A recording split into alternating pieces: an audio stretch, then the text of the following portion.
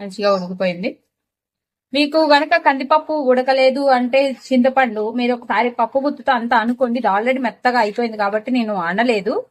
Just ఇట్లా అంటే ఎంత మెత్తగా అయిపోయింది.